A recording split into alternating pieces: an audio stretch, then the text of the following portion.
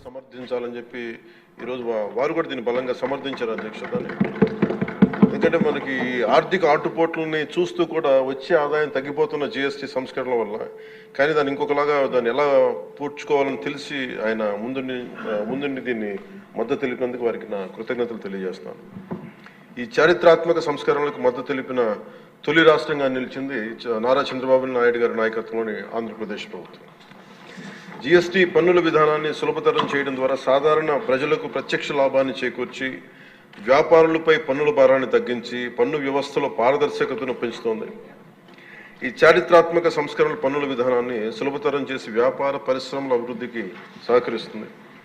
ప్రజల పొదుపును పెంచి కొనుగోలు శక్తిని పెంపొందించడానికి, కొత్త పెట్టుబడులను ఆకర్షించి దేశాన్ని స్థిరమైన వృద్ధి మార్గంలో నిలపడానికి దోహదపడుతుంది.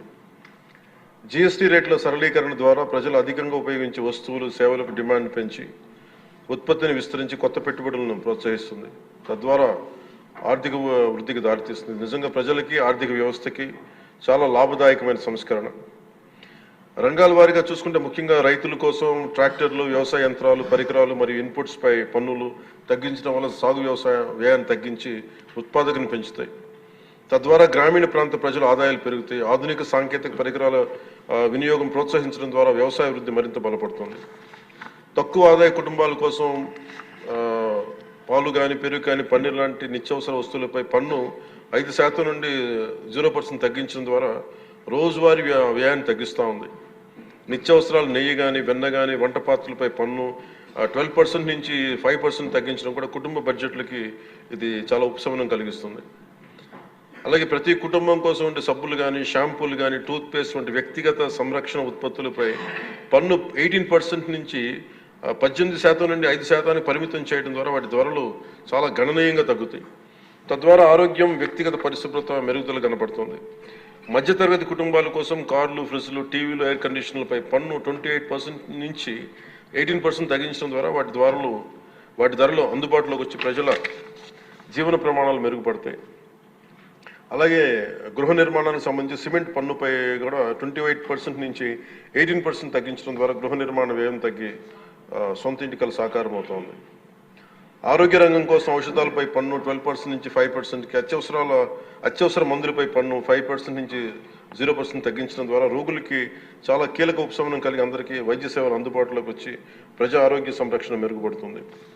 ముఖ్యంగా బీమా రంగంలో జీవిత ఆరోగ్య బీమాపై పన్నుని 0%కి తగ్గించడం ద్వారా మరిన్ని కుటుంబాలు బీమా పొంది వారి జీవన ప్రమాణాలు మెరుగుపడితే వాళ్ళకి ఒక భరోసా ఇస్తుంది. ముఖ్యంగా ఎంఎస్సీల కోసం వ్యాపార ఉత్పత్తులు, మధ్యవర్తిత్వ సేవలపై పన్ను సరళీకరణ ద్వారా ఖర్చులను తగ్గించి పోటీ వాతావరణాన్ని పెంచుతూ ఉంది. త్వరితగతిన వెంటనే రీఫండ్ ద్వారా వ్యాపారులకు సమయానికి డబ్బు అందుబాటులో ఉండే వ్యాపారం, ఎగుమతులు, ఉపాధి అవకాశాలు పెరుగుతాయి. విద్యారంగానికి సంబంధించిన వస్తువులపై తక్కువ పన్నులు విద్యను మరింత అందుబాటులోకి తెస్తాయి. జిఎస్టీ 2.0తో భరోసా. ఈ సంస్కరణ ద్వారా ప్రజల చేతిలో ఉండే సంపద మరింత పెరిగి వస్తువుల వినియోగం పెరగడంతో పాటు నూతన పెట్టుబడులకు ప్రోత్సాహం లభిస్తుంది. తద్వారా ఆదాయ సేకరణ పెరుగుతోంది.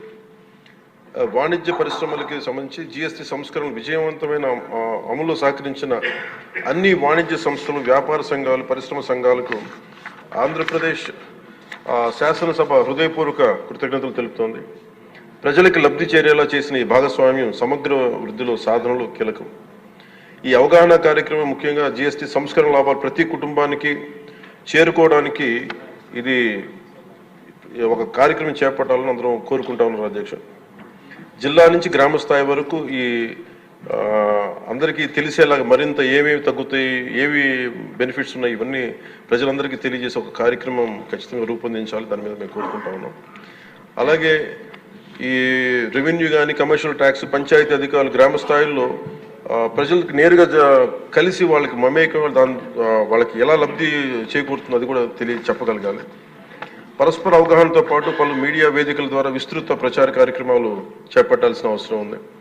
ఈ కార్యక్రమం ప్రధాన లక్ష్యం ప్రతి కుటుంబం జిఎస్టీ సంస్కరణ గురించి తెలుసుకుని వాటిని లాభాలు పొందాలని మనస్ఫూర్తిగా కోరుకుంటూ ఆంధ్రప్రదేశ్ ప్రభుత్వం ఈ చారిత్రాత్మక మార్గదర్శక సంస్కరణను ఆహ్వానిస్తూ ప్రజల ఆర్థికాభివృద్ధి కోసం వాటి విజయవంతమైన అమలుకు సంపూర్ణ మద్దతు ప్రకటిస్తోంది. థ్యాంక్ యూ అధ్యక్ష. జై.